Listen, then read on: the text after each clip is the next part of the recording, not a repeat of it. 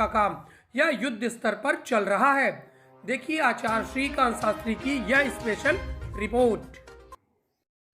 आज हम संगम नगरी प्रयागराज के पावन भूमि पर हैं, जहां पर कार्य बड़ी तेज़ी से, ये वीआईपी क्षेत्र है जहां पर वीआईपी लोग आते हैं। उनकी व्यवस्था के लिए चाक चौबंद व्यवस्था की जा रही है, साफ लेबलिंग हो रही है।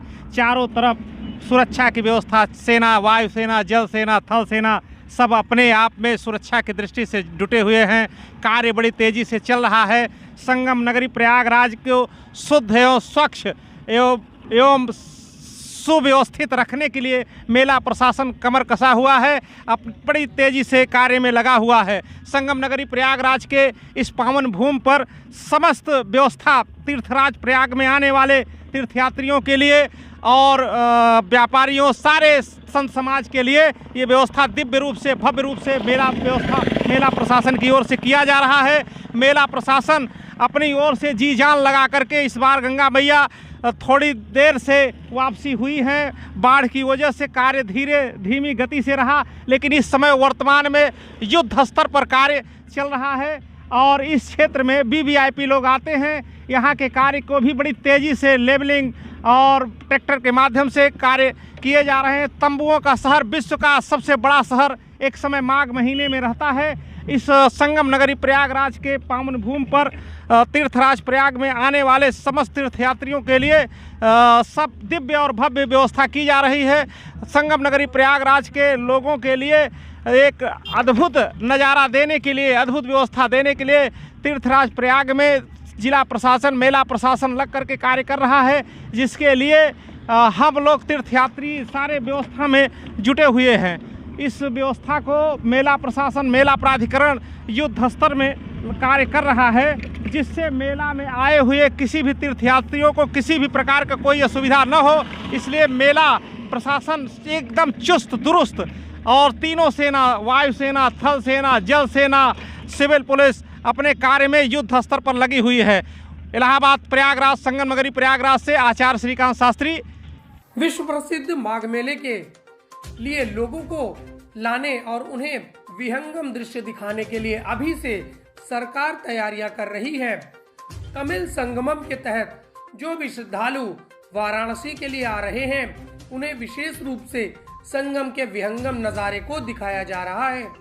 साथ ही संगम के बारे में बताया जा रहा है कि पर्यटक इस तीर्थराज प्रयागराज की भूमि पर आए और यहाँ अपना समय गुजारे, जिससे पर्यटन को भी बढ़ावा मिलेगा।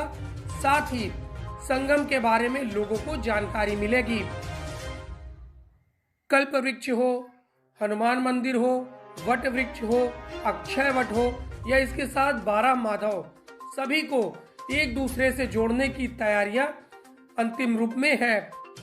कमिश्नर, डीएम और इसके साथ ही अन्य अधिकारियों ने इन सभी स्थानों का स्थलीय निरीक्षण कर इनको विशेष सुविधाएं और इनकी लाइटिंग और सड़कों की व्यवस्थाओं को दुरुस्त करने का दिशा निर्देश जारी किया है।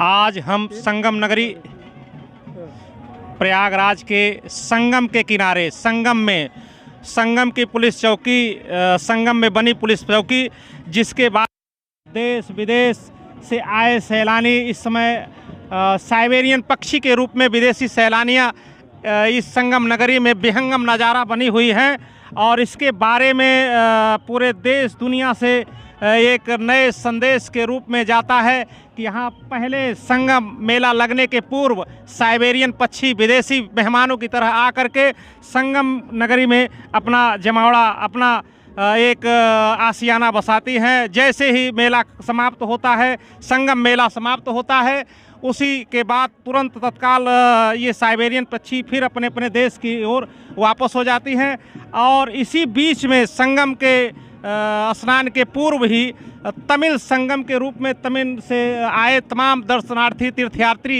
आए हुए हैं, जिनके संबंध में कुछ जानकारी करना चाहते हैं। उनका क्या है, कैसे है, यहाँ कोऑर्डिनेट कर रहे हैं, उनके बारे में ये बताएंगे कि संगम में आए हुए तमिल संगम के लोग क्या, कैसे, क्या क्या कार्यवाही। चेन्नई से 216 मेंबर्स வந்து காசி தமிழ் சங்கத்துக்கு இங்கே கூட்டு வந்திருக்கோம்.